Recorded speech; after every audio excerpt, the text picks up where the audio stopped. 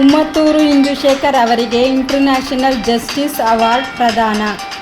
ರಾಯಚೂರು ಬೆಳಕು ಸಂಸ್ಥೆ ಕೊಡಲ್ಪಡುವ international justice ಅವಾರ್ಡನ್ನು ಇಂದು ಬಳ್ಳಾರಿಯಲ್ಲಿ ಚಾಮರಾಜನಗರ ಜಿಲ್ಲಾ ವಕೀಲರ ಸಂಘದ ಮಾಜಿ ಅಧ್ಯಕ್ಷ ಉಮ್ಮತ್ತೂರು ಇಂದುಶೇಖರ್ ಅವರಿಗೆ ನೀಡಿ ಗೌರವಿಸಲಾಯಿತು.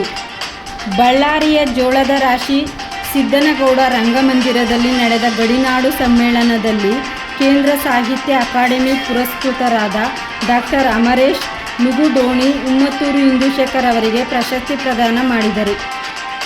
ಜಿಲ್ಲಾ ವಕೀಲರ ಸಂಘದಲ್ಲಿ 4 ಬಾರಿ ಅಧ್ಯಕ್ಷರಾಗಿ ನೂರಾರು ಕಾನೂನು ಅರಿವು ಕಾರ್ಯಕ್ರಮಗಳನ್ನು ನೀಡಿರುವ ಹಾಗೂ ವಕೀಲ ವೃತ್ತಿಯಲ್ಲಿನ ಸೇವೆ ಗುರುತಿಸಿ ಈ ಅವಾರ್ಡ್ ನೀಡಲಾಯಿತು.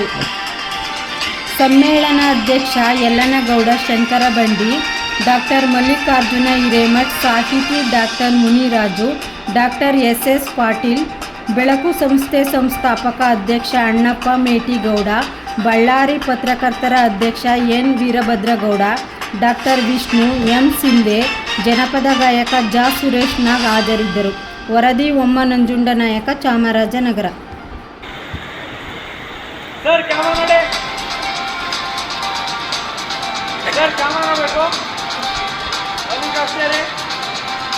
ಅದೇ ರೀತಿಯಾಗಿ ಅಂತಾರಾಷ್ಟ್ರೀಯ ಮಟ್ಟದ